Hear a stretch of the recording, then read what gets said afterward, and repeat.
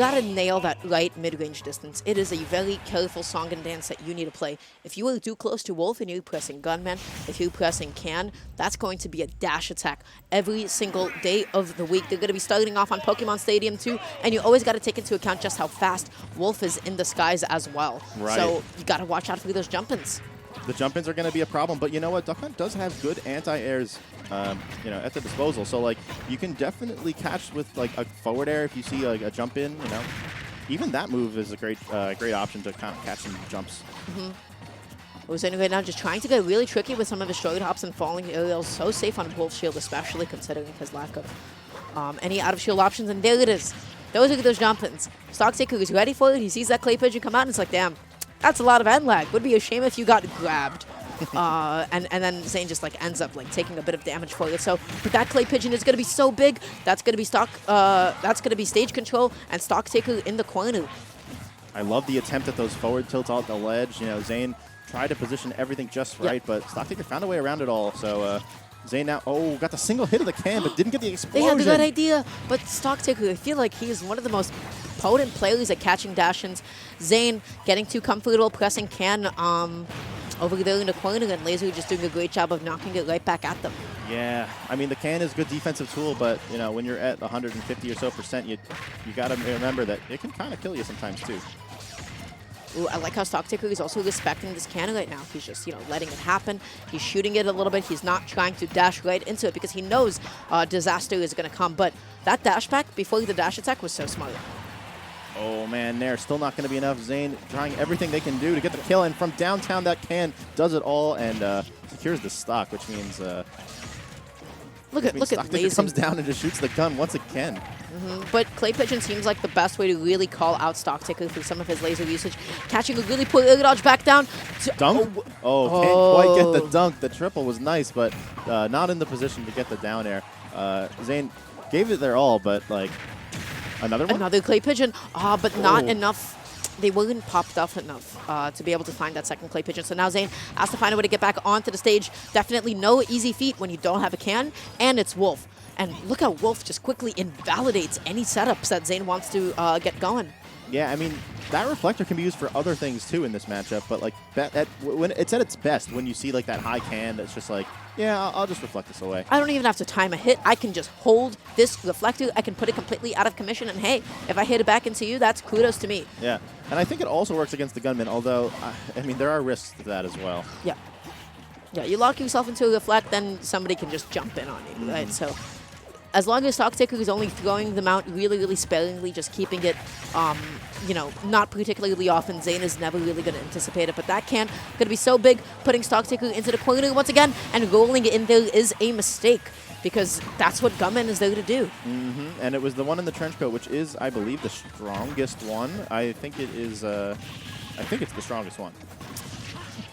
I'll take your word for it, because I know the three of them do different things with different timings. Yes. I would not be able to tell you which is each. The trench coat's the strongest, but the slowest, and the fastest is the short guy, I believe.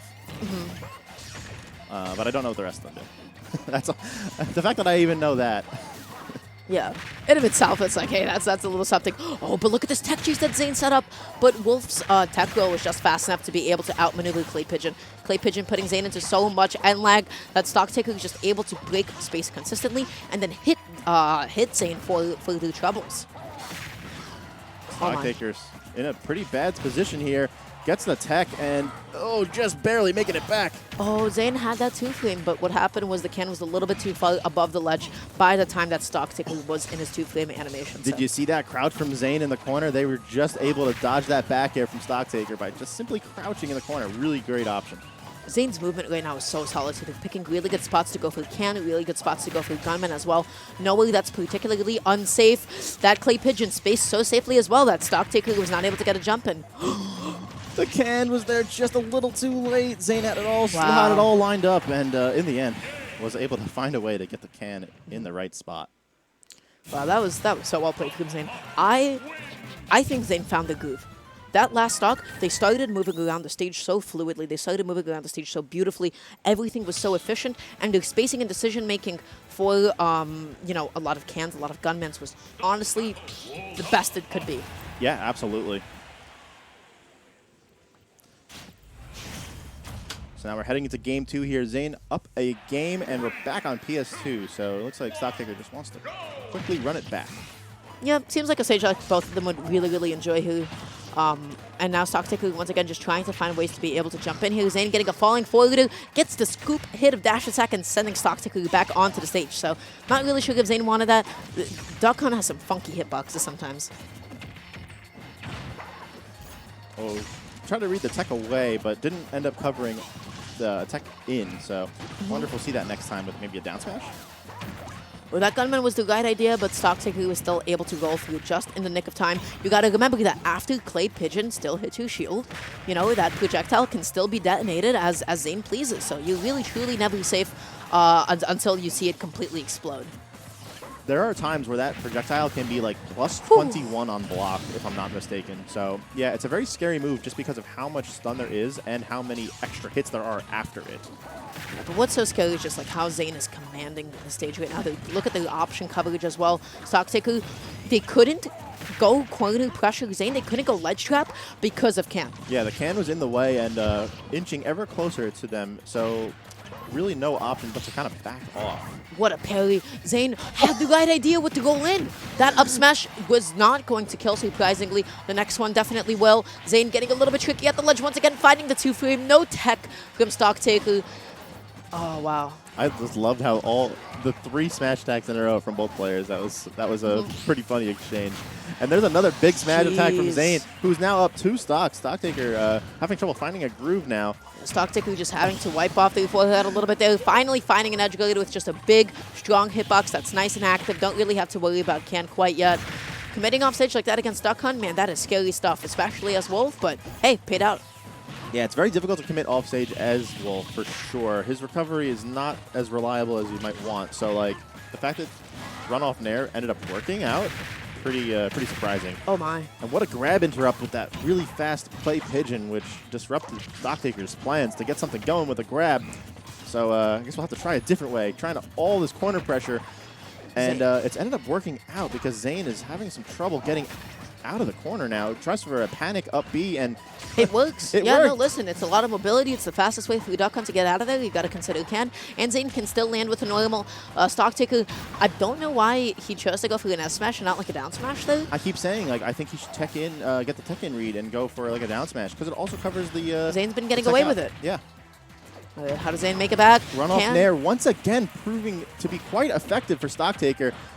Uh-oh. All right, in the air, 152. Gunman makes the mark and seals the deal. We've got potentially the last game for Stocktaker coming up here of the whole tournament. Up through such an interesting choice. Up throw's good. I mean, you put them in disadvantage. Like, can't go wrong with putting your opponent above you. For most characters, that's always a winning choice. Like, even if it doesn't get a kill, it could force a bad landing. Yeah, as long as Zane knows what direction Stocktaker is going to be relative to them, like either in front or behind, if they can just set up that gunman, they can get gunman on controlling the ground, they can get Can controlling the platform, and now you're like, wait, what do I do here? How do I actually land? A character switch from our pal Stocktaker, who's now going Fox, opting for a faster character that he, as you'll see, he plays this character almost exactly as if he was playing Wolf. So I question this choice, and why I say that is because I feel like Zane is going to get so much more off of some follow-ups.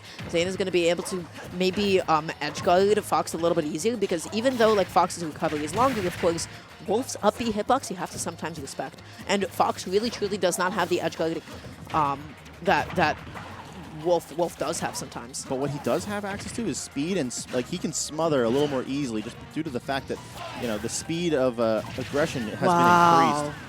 Extended the hitbox on the Can as well, and showing that Zane would be able to cover both neutral, get up and jump. That was awesome. Yeah, very good awareness from Zane. But, Zane, play pigeon out of the corner. Gonna be a bit of a follow-up. Look at the string, but not ready for the jump in. But Stocktaker is so unfortunate, only getting a tech chase and not an actual up smash. Did you see Zane with a single hit nair into the re-grab? That was cool.